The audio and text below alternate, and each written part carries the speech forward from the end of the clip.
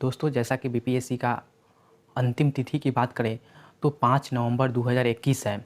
तो उम्मीद करता हूं कि आप लोग फॉर्म भर चुके होंगे और जो नहीं भरे हुए हैं वो भी अपना भर लेंगे 5 तारीख के अंदर। अब हम लोग बात करते हैं कि बीपीएससी में मुख्यतः दोस्तों 3 चरण होते हैं, प्रारंभिक, मुख्य, साक्षात्कार। तो 3 चरण में एग्ज़ाम होते हैं। तो मुख्य और इंटरव्यू 2 चरण से आपका जो रैंक डिसाइड होता है, दोनों को अंक मिलाकर आप अधिकारी बनते हैं। प्रथम चरण की बात करें तो एक स्क्रीनिंग परीक्षा है। यहाँ से आप क्वालिफाई करेंगे तो मुख्य परीक्षा की ओर जाएंगे। यानी ये बात करें प्रथम एग्ज़ाम जो है पीटी का, वह स्टूडेंट से स्क्रीनिंग परीक्षा ली जाती है और उसमें जो क्वालिफाई करते हैं वह मेंस की ओर जाते हैं और गिने चुने लोग मेंस की ओर जाते हैं और लोगों की भीड़ जो है वह कम होता है मेंस के दौरान। यहाँ पे ज़रूरत है, आप लोग जानते हैं कि 23 जनवरी 2022 को आपका एग्ज़ाम होने वाला है, तो आपको कंटिन्यूटी में रखें।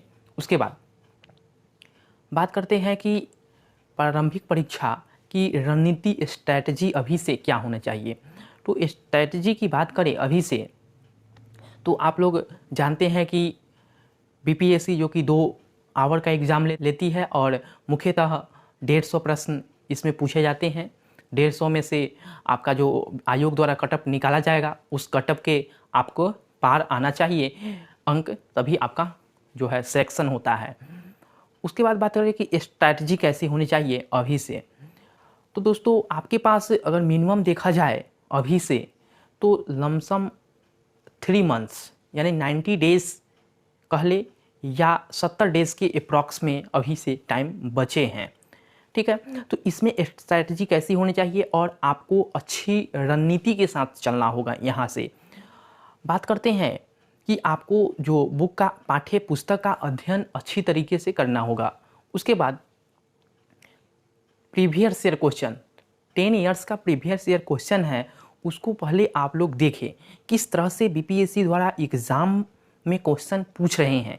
10 साल का क्वेश्चन पेपर उठाएं और उस तरीके से आप एनालाइज करें और अगले वाले एग्ज़ाम में आने वाले कौन हैं, इस तरह से आप एनालाइज करें और अपने तैयारी में एक रणनीतिपूर्वक और स्मार्ट वर्क की करने की ज़रूरत है। क्योंकि दोस्तों, यहाँ पे लमसम 3 से 4 लाख स्टूडेंट जो कि अपीयर होंगे ऑफ एग्ज़ाम देंगे। तो एग्ज़ाम देने की बात है तो आपसे उस भीड़ से अलग निकलना है।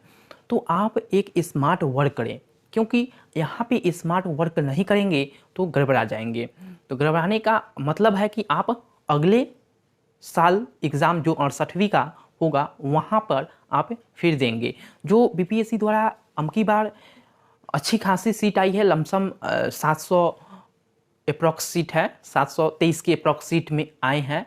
और भी आयोग द्वारा कहा जा रहा है कि एग्ज़ाम से अगर पहले तक कोई भी विभाग द्वारा हमको सूचना मिलता है कि सीट को हम बढ़ा देंगे, तो सीट में कोई दोहराए की बात नहीं है, वो और बढ़ भी सकती है या उतना ही भी रख सकती है, वो आयोग पर डिपेंड करता है। लेकिन तैयारी आपके हाथ में है।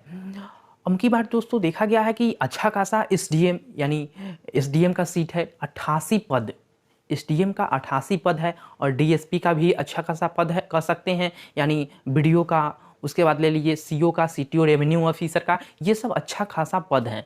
तो आप लोग बिल्कुल गंवाए नहीं। और 35 केंद्र में एग्ज़ाम होते हैं जिसमें से आपको कहीं भी एग्ज़ाम पढ़ सकते हैं, इसमें कोई दोहराए की बात नहीं है। कहाँ आपको एग्ज़ाम दिया जाएगा वो एडमिट कार्ड पे आपके रहेंगे। उसके बाद बात करते हैं दोस्तों स्ट्रैटेजी की, बुक कौन से पढ़ें। तो बुक के लिए हम लोग ऑलरेडी एक वीडियो में हम बताया हूँ कि बुक क्या क्या प्रिपरेशन करें, नहीं तो बहुत सारे सर हैं उनके द्वारा बताया जा रहा है और अपने से एनालाइज करके। दोस्तों, हम एक बात करते हैं, यहाँ पे आपका एग्ज़ाम है तो आप अपने से एनालाइज करिए कि क्या पूछा जा रहा है, कैसे बिल्डअप होगा। तो आप 10 ईयर्स प्रीवियस ईयर का क्वेश्चन देखिए कि क्या पूछ रहा है, आयोग क्या पूछ रहा है और किस दिशा में हम लोग को जाना है, हमको जाना है उस दिशा में आप कदम बढ़ाइए। सच पूछिए तो यहाँ पे एक बहुत बड़ा भीड़ है यूट्यूब क्या है, एक बहुत बड़ा प्लेटफॉर्म है। यहाँ पे अनेकों आपको टीचर मिलेंगे, ठीक है, इसमें कोई दोहराए की बात नहीं है, लेकिन सभी द्वारा अलग अलग आपको कंटेंट मिलेंगे। तो यहाँ पे आपको कन्फ्यूज़न क्रिएट होगा। तो आप लोग अपने से एनालाइज कीजिए कि कैसे एग्ज़ाम में क्वेश्चन आ रहे हैं, किस बुक को हम लोग को सिलेक्शन करना चाहिए और किस तरीके से बढ़ना चाहिए, और एक स्मार्ट वर्क जो कहते हैं वो कैसे करना चाहिए।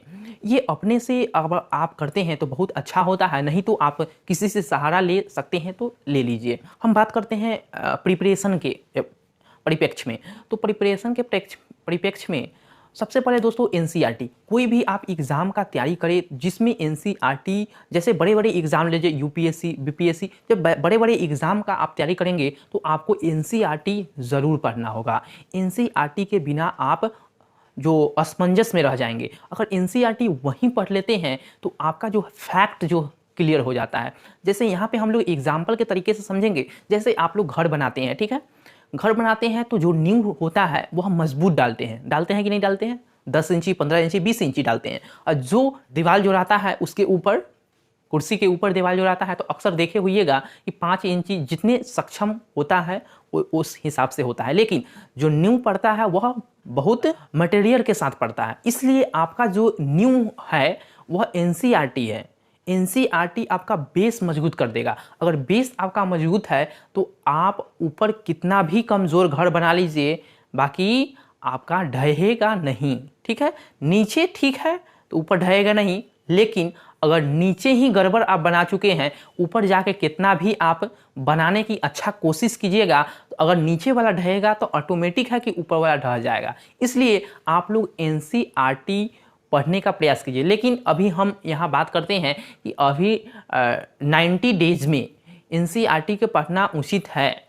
तो दोस्तों बात करेंगे यहाँ पे कि आप 90 डेज दोस्तों कम नहीं होता है। अगर आप 10 से 12 घंटा अगर टाइम मिल सके तो आप लोग दीजिए, तो आराम से कवर किया जा सकता है। जैसे हम बात करते हैं पॉलिटी लीजिए, पॉलिटी अभी एम लक्ष्मीकांत से आप अगर पढ़ रहे हैं तो कहीं ना कहीं वहाँ पे आप चूक कर रहे हैं, हमारा ये मानना है। क्योंकि पॉलिटी से 10 से 12 क्वेश्चन आते हैं तो इतना सारा बुक मोट पढ़ने का कोई माने मतलब नहीं होता है, क्योंकि उतना मोट बुक आप पढ़ेंगे तो 10 से 12 क्वेश्चन बेसी टाइम इन्वेस्ट कर कर आप ले आ रहे हैं। तो यहाँ पे अगर कोई ऑथेंटिक बुक से अगर वही 10 से 12 क्वेश्चन मिल जा रहे हैं तो उतना बुक मोट पढ़ने की कोई ज़रूरत नहीं है, तो आप उससे क्लियर करें। लेकिन अभी आपके पास जो है वह लिमिटेड समय है, एक तरह से कह ले तो आप लिमिटेड ही इसमें आप जो प्रिपरेशन के दौरान इकट्ठा करेंगे और पढ़ेंगे। उसके बाद आप लूसेंट ले लीजिए, लूसेंट को आप ज़रूर करेंगे। एक और ले लीजिए पूर्वावलोकन। ये 3 बुक आपके टेबल पर होने चाहिए अगर फर्स्ट अटेम्प्ट में निकालना चाहते हैं तब, नहीं तो आपका मन या क्या और हो सकता है और क्या इसमें छूटा है, ये भी हमको कमेंट में कहिएगा। चलिए फिर नेक्स्ट वीडियो मिलेंगे। Thank you so much. जय हिंद, जय भारत।